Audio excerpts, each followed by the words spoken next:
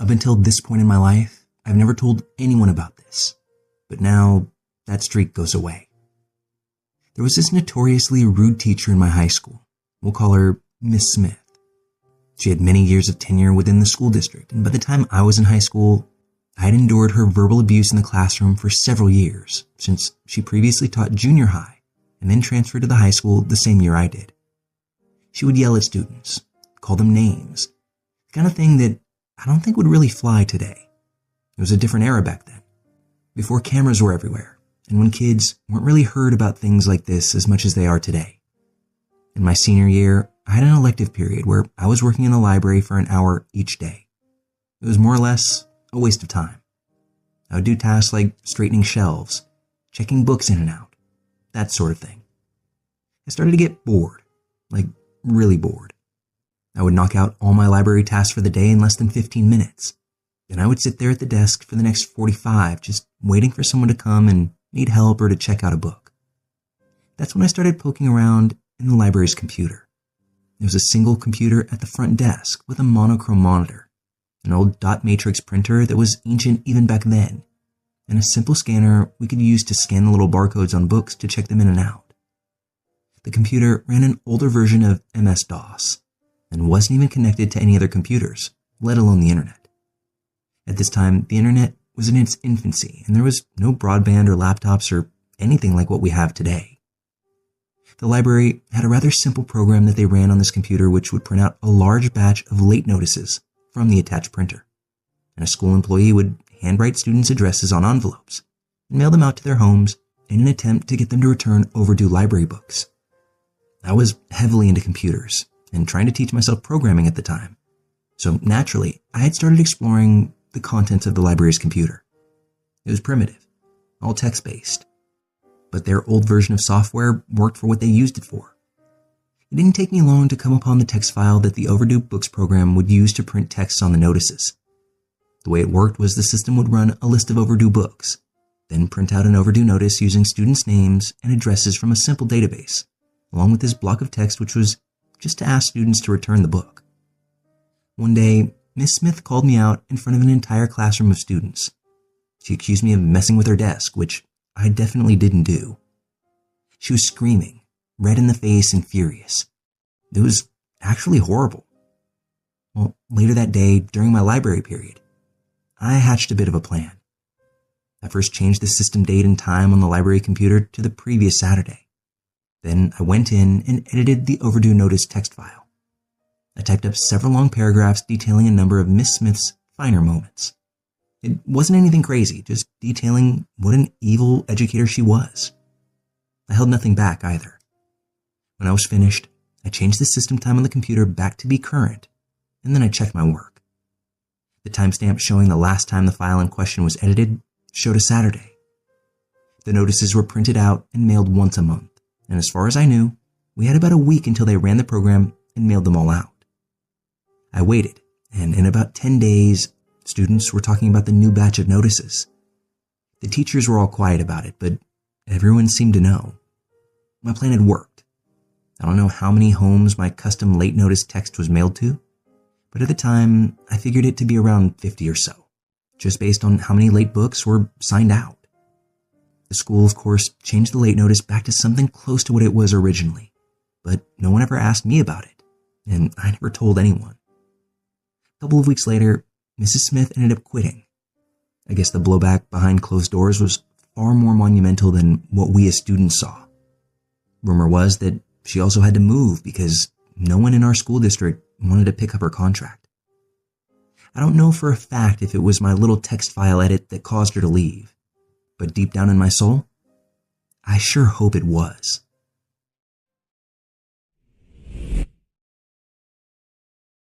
I want you all to buckle up, because while this confession may not be the longest out there, it's definitely a wild one. I'm 36 years old and female. I met my now ex-fiancé in grad school during our mid-20s, but we grew up together in a lot of ways. First time sharing an apartment with someone, first adult jobs, moving cities, and getting engaged. This man has a PhD in psychology, which I used to think made him more in tune with emotions. I was so proud to be with someone like that. But now, I feel sick realizing just how much he used that knowledge to his advantage. I wanted kids, and I was open about it from the beginning. He said that he did too, but just not yet.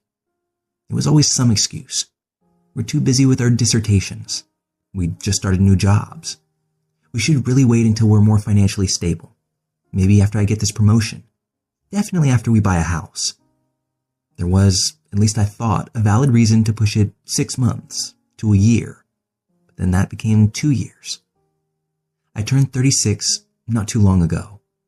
We were planning on going out for my birthday and got into a really dumb argument about where to eat. I mean, it was classically stupid, but we kept going back and forth for 5-10 minutes. Finally, I just said, "Hey, it's my birthday. Can we just go where I want?" When out of nowhere, his face and tone went completely cold. He said, I can't take you anymore." I actually laughed at first because of how dramatic and random it was. But then he said very calmly that he doesn't love me, that he doesn't even like me, and he never has. I honestly thought that he was only trying to hurt me in the moment in some sick way, but he just kept on going. He said he stayed with me because it was convenient, that he knew how badly I wanted kids and that if he dragged things out for long enough, I wouldn't have the time to have them with someone else. He was talking about this almost like I was some case study to him.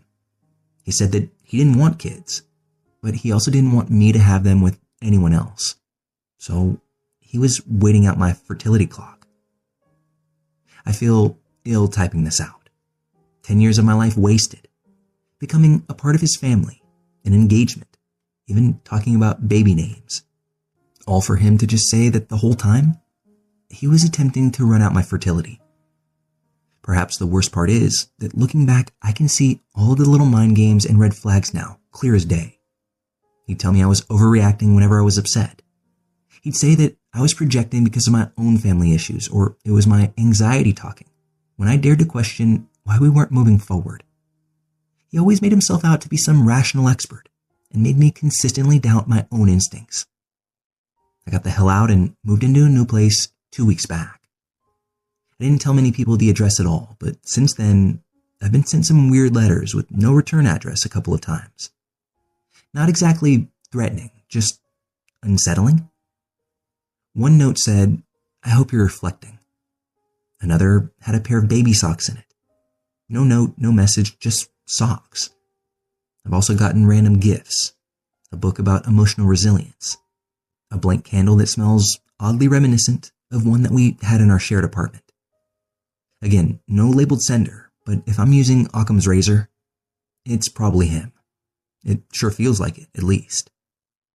Maybe it's him wanting to feel like he still has some kind of psychological hold over me. I feel not only heartbroken, but also violated. As if my reality for a decade wasn't real at all. Like my body and mind were used in some experiment. I'm scared too. Not in an immediate physical danger kind of way, at least I don't think so. But in a wondering what he's capable of type of way. If he could just casually admit that he stayed with me to sabotage me becoming a mom, what else could he possibly justify? I continue replaying my past birthdays in my head. All the times I said, maybe next year we would start trying.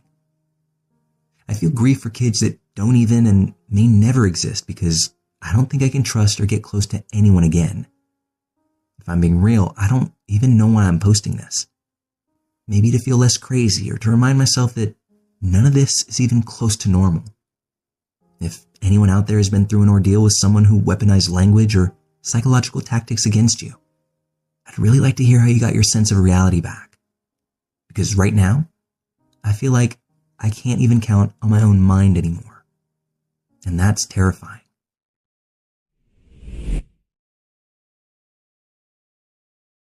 My husband and I started dating back in college. At the time, he was in this frat that was pretty intense, although I can admit I really didn't know the extent of what went on there at first. They were always sus about things and had a bad rep, along with people gossiping about them. I just assumed that was typical frat stuff. One night during pledge season, my boyfriend came over with a couple of friends also from the frat. They started talking about something that happened with one of the new guys.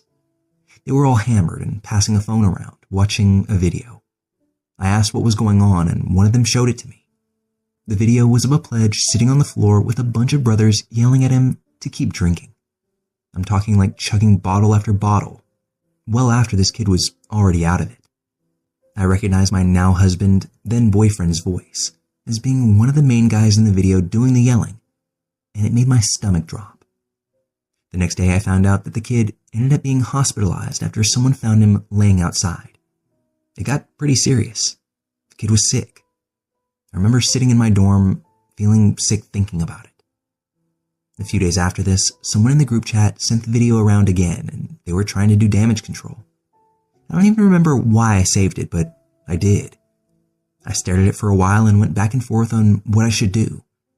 I ended up anonymously sending it to the school's public safety email and also to the kid's parents on Facebook after doing some research.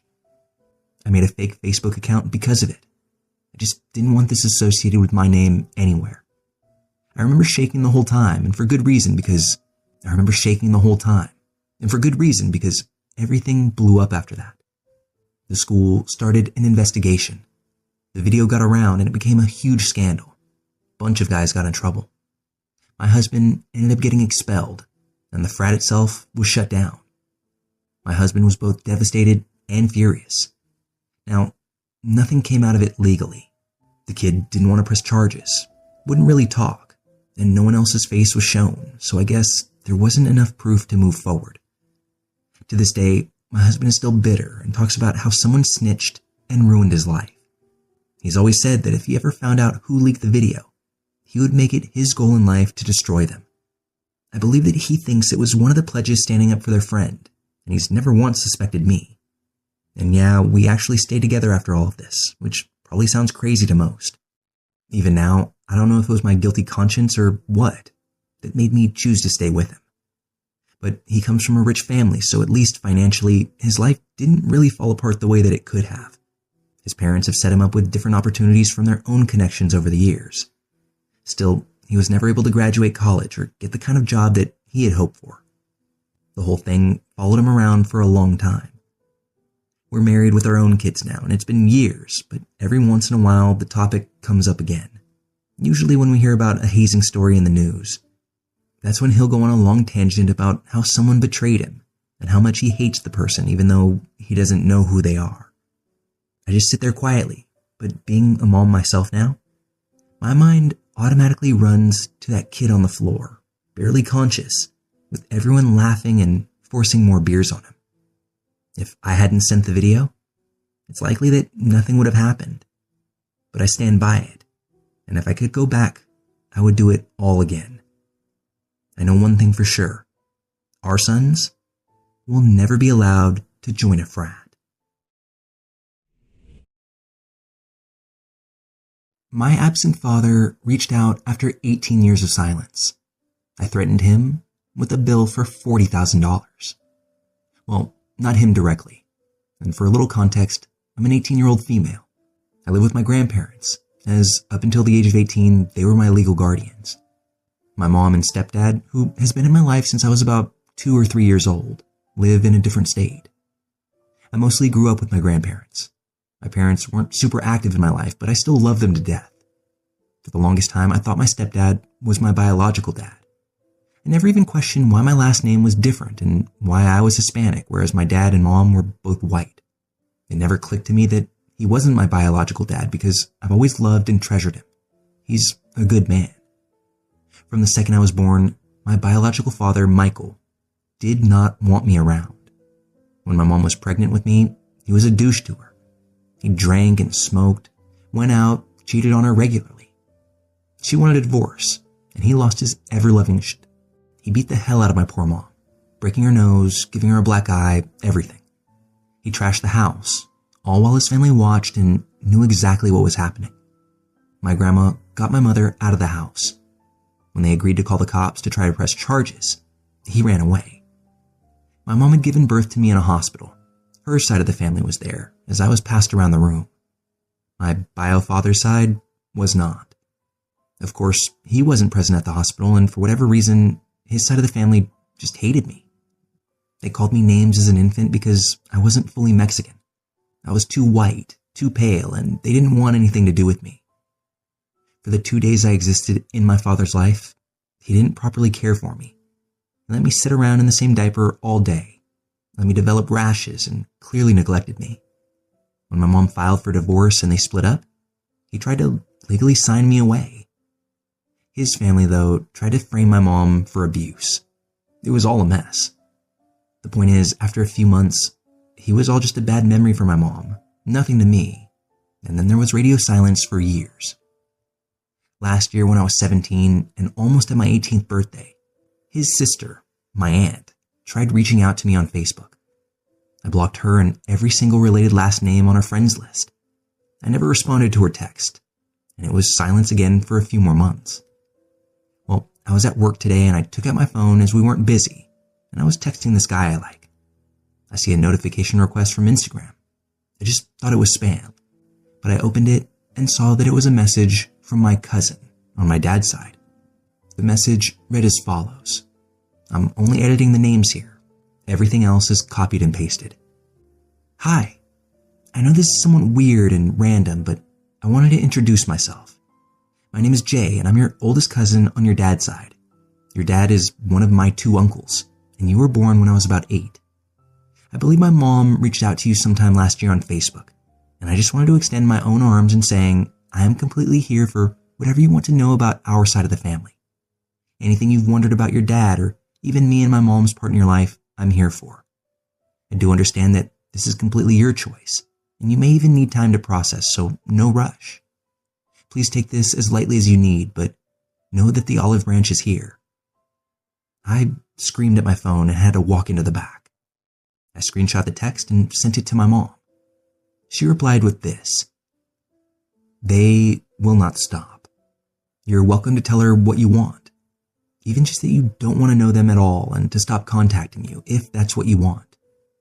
They think I'm the villain in all of this and that I stole you from Mike, when I assure you I didn't. He has not voluntarily seen you since you were a month old, and I fully divorced him when you were nearly 3. He owes you about $40,000 in back child support since he never paid a dime. I was never going to try to collect as long as they left us alone, but they didn't, so maybe I can go after him now. Now that you're 18, you should know. He cheated on me with strippers while I was pregnant with you. I asked him for a divorce and he beat the absolute dog shit out of me while his family listened to me screaming and did nothing. He threatened to kill me and Grandma after I filed for divorce. His mom and sister went after me and they filed CPS reports claiming that I was abusing you and had me investigated trying to take you away from me. They are bad people. And not to drop more shit on you, but I also remembered that he tried to sign papers to give up his legal rights to you when you were younger. The judge didn't approve them for dumb Texas reasons, but he was very happy to walk away. I'm not saying this to make you feel bad, and I'm truly sorry if it does. I just wanted you to know because they'll try to manipulate the narrative. As far as I'm concerned, your dad is your stepdad, and he's never wanted to walk away. If we were to ever split up, he still would want to be in your life and be your father. I responded with, Stepdad has always been my dad. That's all I've known him as, and I love him. I feel nothing towards Michael or any of his family. I don't know what I'm going to say to them. I'll figure it out in the next day or 2, but hopefully this will stop. The thoughts crossed my mind to get the courts on him in order to make him pay the child support. That way you guys could be in a better situation, or maybe it'll help with my college. Mom, the child support is on me to file since the order is between us.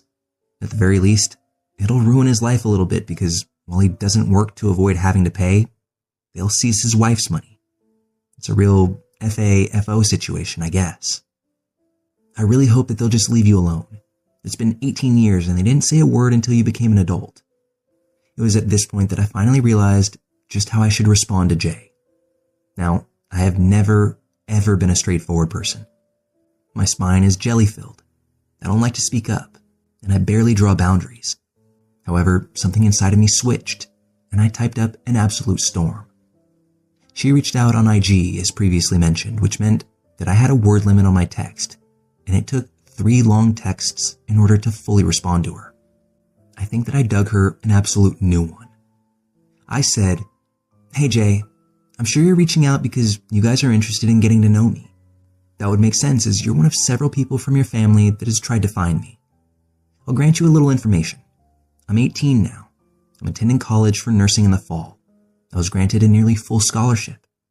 I'm graduating high school with a 4.5 GPA. I go to church. I have a lot of lovely, lovely friends. I enjoy hiking, going to the gym, and reading. My favorite music is jazz. I love cats and sharks and dinosaurs. I always have. I've been obsessed with The Walking Dead since I was a little girl. My favorite food is salmon. I'm really good at drawing. I like to travel. I grew up with my grandparents, my mom, and my dad, who is not Michael. I do not know Spanish. My only claim to being a part of your family is my last name, which I plan on legally changing to my mom and dad's last name. Truthfully told, I'm not interested in getting to know you, your mother, Michael, or any part of your family. I have not once thought of you, about you, or wondered anything about you for the last 18 years because, as far as I'm concerned, I have my family. I know what has happened in the past. Michael has willingly not wanted to be a part of my life for 18 years, and where he failed to be a man, my father stepped up in his place. Michael is an awful man. May God bless his soul, and I have no respect towards any of you. He's despicable. You guys are disgusting in my eyes for trying to connect now after all this time. I love my mother. She's been there for me and is the strongest woman I know. I love my dad. He's a great man and is the only father I know. The woman I've become is nothing short of amazing, and it's purely because I was not around any of you. And instead, I grew up with amazing role models who pushed me to be my absolute best. Do not ever contact me again unless it's about the $40,000 in child support that Michael owes my mother, which I will be legally chasing now. Apologizing for all that your family has done in the past, which I would never forgive, by the way. Or to tell me that you will leave me alone. You are not my family. None of you ever have been. Don't try to claim any sort of relationship with me now. I am, once again, not interested in that. I blocked her immediately. She didn't get a chance to respond, and if she did, I didn't see it. I'm hoping that this will make them leave me alone for good now, but I'm not confident about it. I'm sure a few months from now, they'll be reaching out yet again. I'm not sure why they want to connect now that I'm 18, when they've wanted nothing to do with my entire life up to this point. I have a lot of questions that likely will never get answered. I do feel awful about being so harsh with her, as she was a kid when everything happened and I know it wasn't her fault. But nonetheless, I have no idea how she found my Instagram, considering I don't have a last name listed, no location, and I only follow my mom. She must have been doing some intense digging. I sent my mom a screenshot of the text that I sent them. Her response was, "Damn girl, both barrels." So I think my mom was proud of me for standing up.